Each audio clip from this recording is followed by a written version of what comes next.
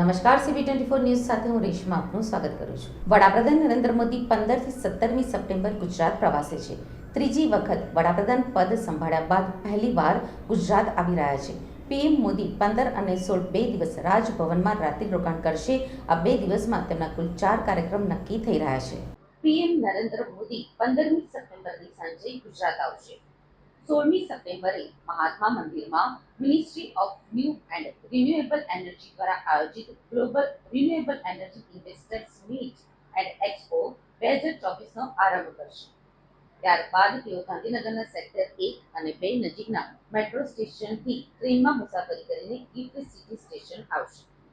Gift સિટીમાં રોકાણ કરતા ફાઇનાન્શિયલ સર્વિસીસ અને માઇક્રોચિપ સહિતના ઉદ્યમીઓ સાથે બેઠકનું આયોજન કરવામાં આવ્યું છે.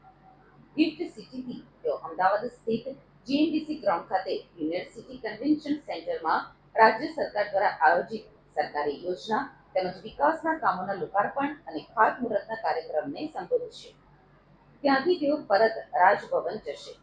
17મી સપ્ટેમ્બરે તેમના 74મા જન્મદિવસે સવારે 9 વાગ્યે અમદાવાદથી દિલ્હી જશે. આમ 15 અને 16મી સપ્ટેમ્બર દરમિયાન 2 રાત્રિના રોકાણ દરમિયાન નરેન્દ્ર મોદી સાથે રાજ્યમાં પૂર અને તેનાથી સર્જાયેલી તારાજી સંદર્ભે મુખ્યમંત્રી સહિત મંત્રીમંડળના સભ્યો, પ્રદેશ ભાજપના આગેવાનો તેમજ મુખ્ય સચિવ તેમજ ઉચ્ચ અધિકારીઓની સાથે બેઠક યોજી સમીક્ષા માર્ગદર્શન કરે તો નવાઈ નથી.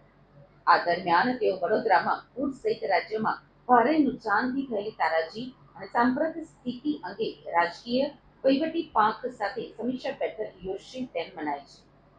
નરેન્દ્ર મોદી 16મી સપ્ટેમ્બરે મેટ્રો રેલ પ્રોજેક્ટના બીજા તબક્કામાં ગાંધીનગરથી ગિફ્ટ સિટી મોટેરા રૂટનું લોકાર્પણ કરશે.